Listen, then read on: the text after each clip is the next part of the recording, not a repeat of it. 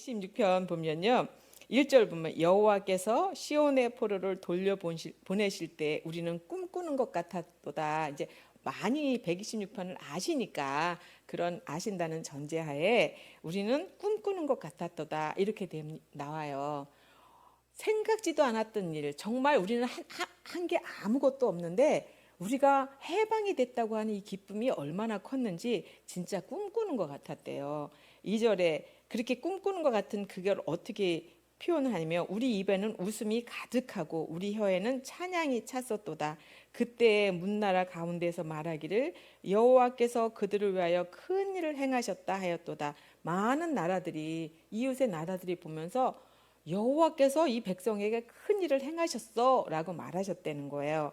그러면서 본인들도 여호와께서 우리를 위하여 큰 일을 행하셨으니 우리는 기쁘도다, 이렇게 얘기를 하고 있습니다.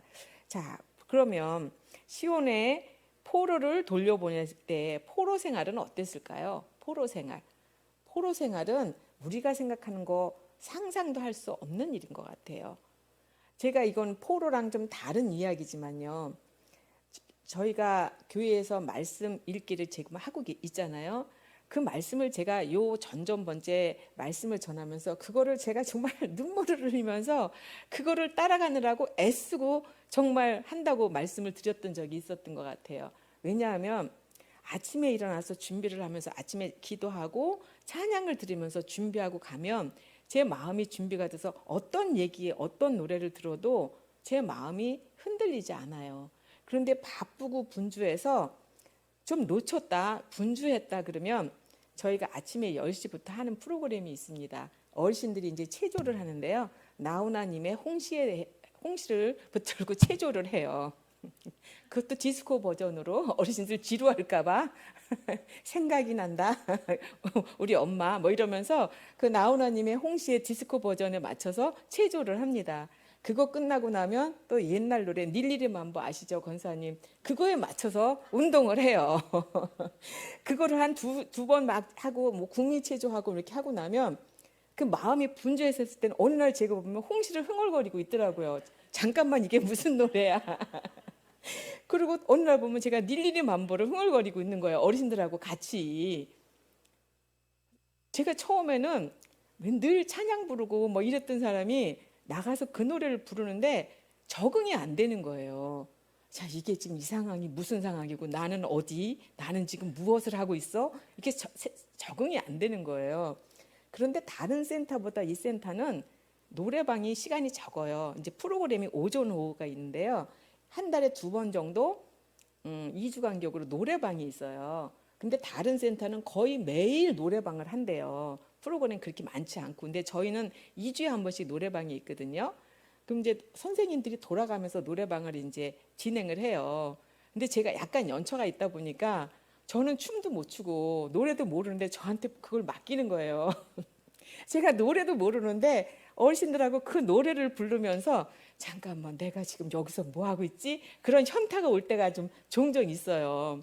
그래서 처음에는 그 팀장님한테 얘기했어요. 저 노래방 못 할 것 같아요.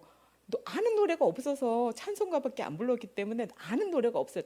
선생님 하셔야 돼요. 다 순번제로 돌아가기 때문에 해야 됩니다라고 얘기를 하는 거예요. 이걸 어떻게 해야 되지? 그래서 어쨌든 어르신들이 부르면 옆에서 뭐 신용이라도 하면서 하다 했는데요. 그게 한 1년, 2년 되니까 자꾸 듣잖아요. 전 요즘에 잘 부른다니까요. 요즘에 잘 부른다니까요. 어르신들하고. 제가 그거를 진행해야 되면 이렇게 이제 헤드폰 이렇게 마이크 끼고요.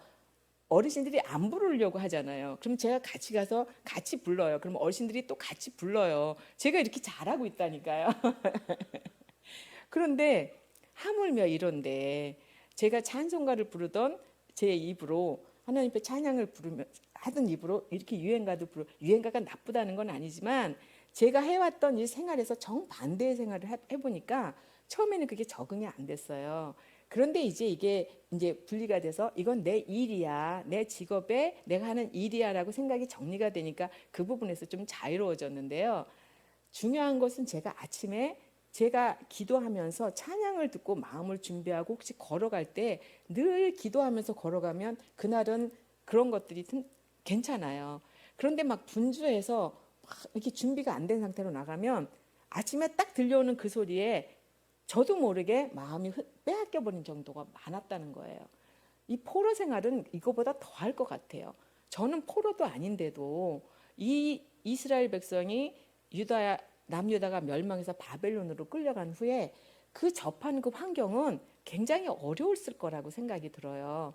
살던 곳도 다르고 생활 방식도 틀리고 문화도 틀린 상태에서 그 시편 137편 오면 바벨론 강가에서 우리가 수금을 걸어두고 울었도다 이렇게 나오잖아요. 우리는 이제 찬양하는 노래를 안 부를 거야 라고 얘기하는데 바벨론에서는 너네들 성전에서 불렀던 노래 불러봐.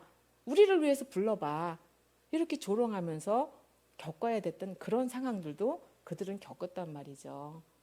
자, 그런데 그런 생활을 하면서 점점 더 우리는 이제 노연할지 모르겠어. 우리는 이 삶이 언제 끝날지 모르겠어. 아마 간음도 안 했을 것 같아요. 간음도 안 하고 우리는 그냥 이렇게 살다가 죽을 거야. 라고 포로 생활에 젖다 보면 그렇게 되었을 것 같아요. 지속적으로 끊임없이 상황이 나아지질 않고 나는 여기서 헤어날 수 없고 그러면 사람은 그냥 그 상황 속으로 내 자신을 던져버리는 그런 경우들이 많잖아요. 이 포로 생활이 아마 그러지 않았을까 저는 상상을 해봅니다. 짧은 제 경험을 보면서도 이것도 제가 싸우지 않으면 내가 오늘 하루에 그렇게 분주함 속에서 막 노래를 부르고 왔어도 저녁에 말씀을 읽거나 아침에 말씀을 읽고 그것을 싸우지 않으면 내 마음조차도 이렇게 힘든데 이런 포로 생활이라고 하는 건 제가 겪는 거에 몇백 배 겪는 어려운 상황 속에서 이들은 어떻게 살 수 있었을까? 저는 가끔 그렇게 생각을 했는데 욥은 말씀을 준비하면서 포로 생활은 어땠을까? 상상을 많이 해보게 되었습니다. 저를 보니까 알겠더라고요. 저를 보니까. 그래서 이거는 정말 하나님 앞에 기도하며 이건 싸우지 않으면 안 되는 일인 거예요.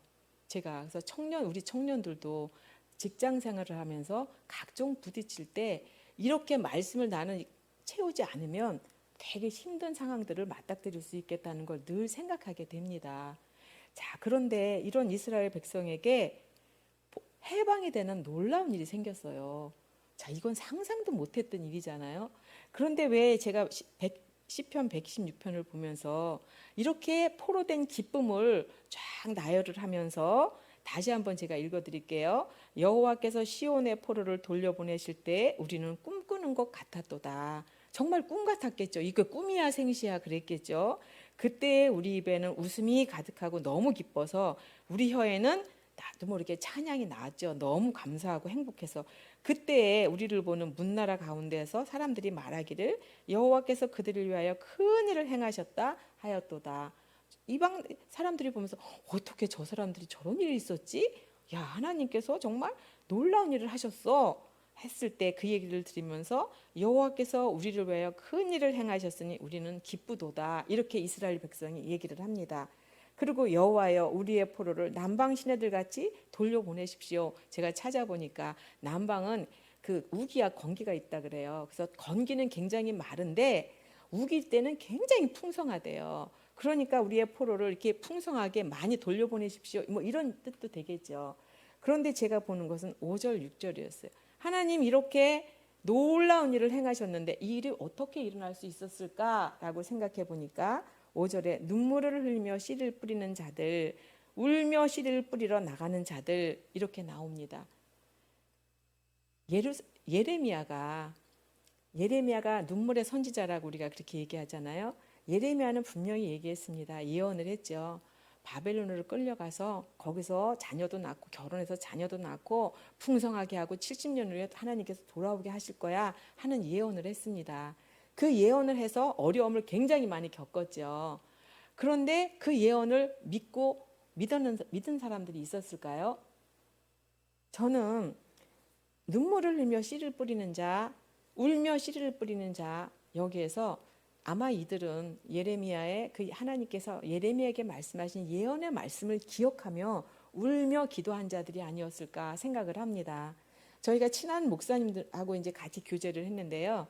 그 중에 한 목사님이 이런 질문을 하시는 거예요. 세상에서 내게 가장 어려운 일은 뭘까요? 라고 질문을 하셨어요. 저희들에게 그래서 각자 다 얘기를 했어요. 나는 이 일이 정말 어렵고 나는 이 일이 제일 어려워. 뭐 이런 얘기를 다 했어요. 근데 그 목사님이 다 들으시더니 당신은 매일 똑같은 일을 계속하는 일이 어렵대요. 매일 비가 오나 눈이 오나 똑같은 일을 해야만 하는 일, 내가 꼭 해야만 하는 일을 해야 하는 일이 어렵대요. 자기는 그게 제일 어렵대요. 그러면서 비가 오나 눈이 오나 성전을 지키며 기도해야 되는 일, 말씀을 봐야 되는 일, 이것이 당신은 때로는 어렵게 느껴진대요. 성전이 비어 있을 때, 그러나 그 자리를 지키며 울며 기도하며 해야 되는 일, 아무도 안 하지만 나는 그 자리에서 그 일을 해야 되는 일, 그게 그 목사님은 가장 어려운 일이라고 말씀을 하시더라고요. 제가 그 얘기를 들으면서 그렇겠구나 생각을 했습니다. 우리는 살면서 눈물을 흘리며 씨를 뿌려야 될 때가 많이 있어요. 정말 울며 씨를 뿌리러 나가고 싶지 않은데 울며 씨를 뿌리러 나가야 되는 일을 우리는 매일 겪습니다. 작은 일, 큰 일 겪어요. 그런데 그 일은 할 수 있고 안 할 수 있고 그게 아니라 하나님께서 그 마음을 주신 자들은 울며 씨를 뿌려야 된다는 거예요. 정말 난 너무 힘들어요. 그래도 눈물을 흘리며 씨를 뿌려야 되는 자들이라는 거예요. 하나님이 우리 가운데 하나님께서 기뻐하시는 그 소망을 저희들에게 부어주시고 그것을 받은 자들, 거부할 수 없는 자들은 눈물을 흘리며 씨를 뿌리는 그 의무가 있는 사람들이라는 거예요. 저는 이걸 보면서 그렇구나. 눈물을 흘리며 씨를 뿌려야 되는 것, 이것은 우리가 하나님 앞에 해야 될 일이고 하나님이 원하시는 일이구나. 저는 그렇게 해석이 되었습니다.